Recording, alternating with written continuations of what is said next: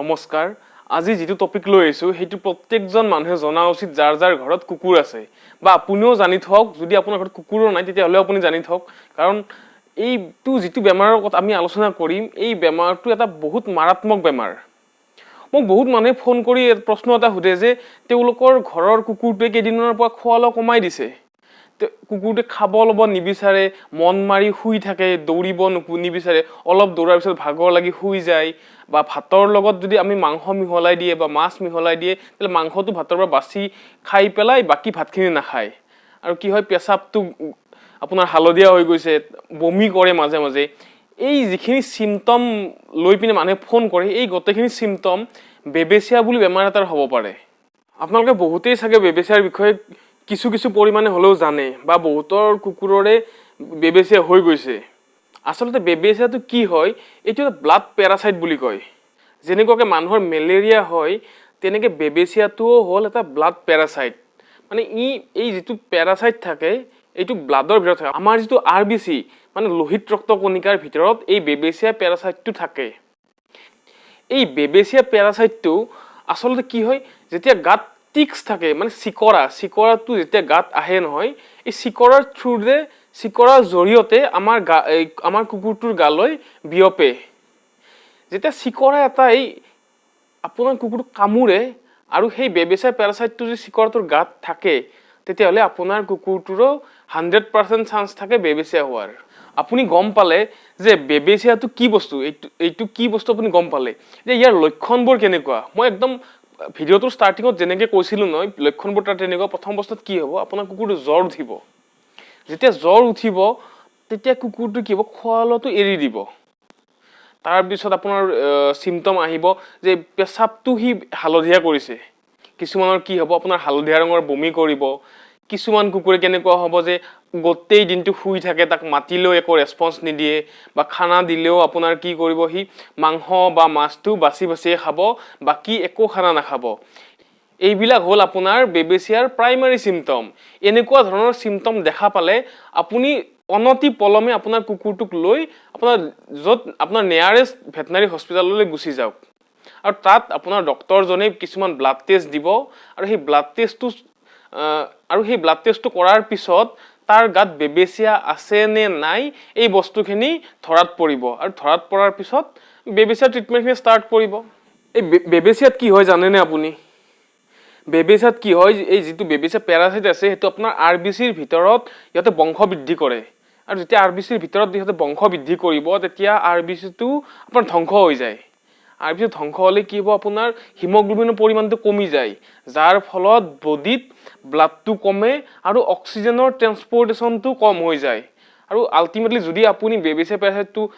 Medicine নামাৰে বা এই বেমাৰ চিকিৎসা নকৰে তেতিয়া হলে এটা সময়ত কি হ'ব তাৰ হিমোগ্লোবিনটো নীল হৈ যাব মানে আৰবিসিটো গোটে ধ্বংস হৈ যাব তাৰ ফলত হি অক্সিজেনটো বডিত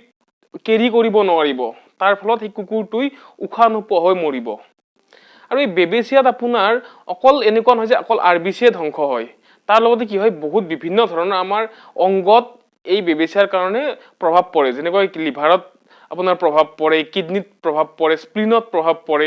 এইবিলাক বস্তুত বেবেচিয়াৰ কাৰণে প্ৰভাৱ পৰে আৰু এবাৰ বেবেচিয়া হৈ যোৱাৰ পিছত আপোনাৰ পিছত আকৌ বেবেচিয়া হোৱাৰ চান্স থাকি যায় আৰু হেনেকুৱা কুকুৰৰ পিছত কিডনিৰ প্ৰবলেম বা লিভাৰৰ প্ৰবলেম বা হাৰ্টৰ প্ৰবলেম এনেকুৱা ধৰণৰ প্ৰবলেম আহাৰ এটা বহুত ডাঙৰ চান্স থাকে মই যে অলপ আগতে কৈছিলো যে বেবেচিয়া হলে আপোনাৰ কি হ'ব ব্লাড টেষ্ট কৰিব দিব তাৰ পিছত চাই যদি বেবেচিয়া কনফাৰ্ম হয় চিকিৎসা দিব এতিয়া কথাটো হল ব্লাড টেষ্ট কি ব্লাড টেষ্ট কৰে এজন ডক্টৰে আপোনাৰ কৰিব সিবিসি মানে কমপ্লিট ব্লাড কাউন্ট ইয়াত আপোনাৰ আৰবিসি কিমান আছে মানে লোহিত ৰক্ত কণিকা কিমান আছে ডব্লিউবিসি কিমান আছে তাৰ পিছত ডব্লিউবিসি মানে হল শ্বেত ৰক্ত কণিকা তাত প্লেটলেটস কিমান আছে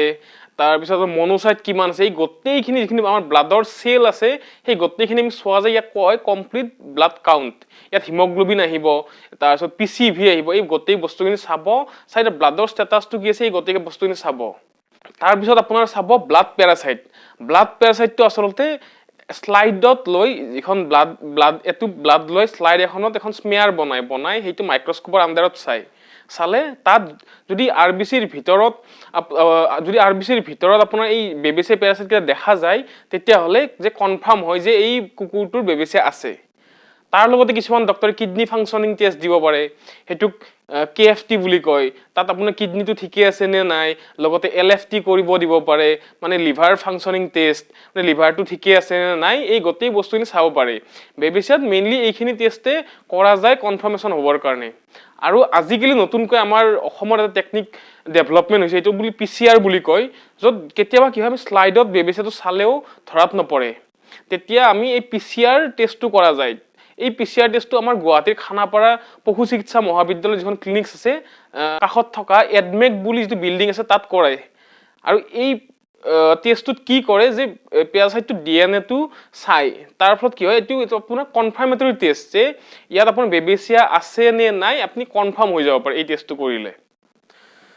বেবেচিয়া কেনেকৈ নোহোৱাকৈ ৰাখিব, আপোনাৰ কুকুৰটোক বেবেচিয়া নোহোৱাকৈ কেনেকৈ ৰাখিব?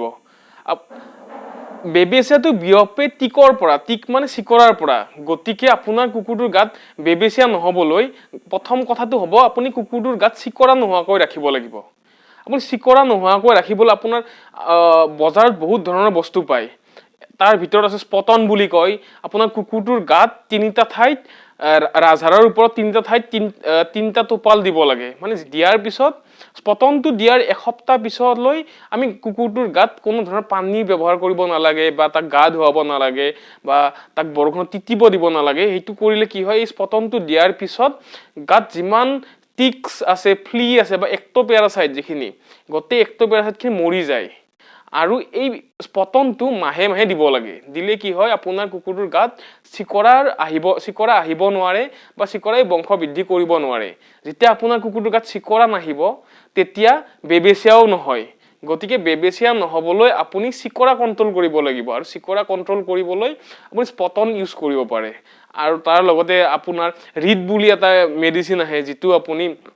পানীত মিহলাই কুকুৰটোক গা ধুৱাই দিব পাৰে, বা এণ্টিডিক চেম্পু আহে, এণ্টিডিক চাবোন আহে, এইবিলাক আপুনি ব্যৱহাৰ কৰিব পাৰে। বহুতে কি কৰে আপোনাৰ চিকৰা নহবলৈ গাত ছালৰ ইনজেকশ্যন দিয়ে, কুকুৰৰ ছালৰ তলত ইনজেকশ্যন দিয়ে, আইভাৰমেক্টিনৰ ইনজেকশ্যন দিয়ে। আচলতে এই আইভাৰমেক্টিন ইনজেকশ্যন দিয়াতকৈ যদি আপুনি স্পটন বা চেম্পু ইউজ কৰে তেতিয়াহ'লে আপোনাৰ কুকুৰটোৰ হেল্থটো বহুত ভালে থাকিব। কাৰণ এই আইভাৰমেক্টিনৰ কিছুমান ছাইড এফেক্ট থাকে, যেনেকুৱা ধৰণৰ আপোনাৰ কৰ্নিয়েল অপেচিটি, চকুত চানি পৰা, তাৰপিছত নিউৰলজিকেল কিছুমান ডিছঅৰ্ডাৰ দেখায়, বা তাৰপিছত আপোনাৰ এইটো নেফ্ৰটক্সিক হয়। নেফ্ৰটক্সিক মানে কিডনিত এফেক্ট কৰে। গতিকে আপুনি আইভাৰমেক্টিনৰ ইউজটো পাৰিলে কমাই দিব। যে কিছুমান মানুহে আপোনাক ক'ব যে এনেকুৱা যদি চিকৰা হৈছে আইভাৰমেক্টিন ইনজেকশ্যন দি দিয়ক, নিয়মিক ইনজেকশ্যন দি দিয়ক, আপুনি সেই কামটো নকৰিব। তাৰ ঠাইত আপুনি স্পটনটো দিয়ক। স্পটনটো দিলে ছালৰ ওপৰত লগাই দিব লাগে, তেলজাতীয় বস্তু। সেইটো লগাই দিলে আপোনাৰ কুকুৰটোৰ জীৱনলৈ কোনো ধৰণৰ বা কোনো ছাইড এফেক্ট নাহে, বা সেনেকুৱা ধৰণৰ যিখিনি ক'লো অলপ আগতে, কৰ্নিয়েল অপেচিটি হওক বা কিবা হওক, সেনেকুৱা ধৰণৰ প্ৰব্লেম নাহে। আজি এই ভিডিঅ'টোৰ জৰিয়তে থুলমূলভাৱে হ'লেও আপোনালোকক বেবেচিয়াৰ ওপৰত কিছুমান ইনফৰমেশ্যন মই শ্বেয়াৰ কৰিব পাৰিছোঁ। যদি আপোনালোকে এনেকুৱা ধৰণৰ ইনফৰমেশ্যন আপোনালোক লাগে, বা এনেকুৱা ধৰণৰ কুকুৰৰ কিছুমান বেমাৰ হওক, মেনেজমেণ্ট হওক, এই বিষয়ে জানিব বিচাৰে, তেতিয়াহ'লে চেনেলটো ছাবস্ক্ৰাইব কৰিব পাৰে, লাইক কৰিব পাৰে, শ্বেয়াৰ কৰিব। আৰু আপোনালোকৰ যিকোনো ধৰণৰ কুৱেৰি থাকিলে কমেণ্টত লিখিব। মই আপোনালোকৰ সকলোৰে কমেণ্টবোৰ পঢ়োঁ, আৰু পঢ়ি তাৰ এনচাৰটো দিবলৈ চেষ্টা কৰিম। ধন্যবাদ।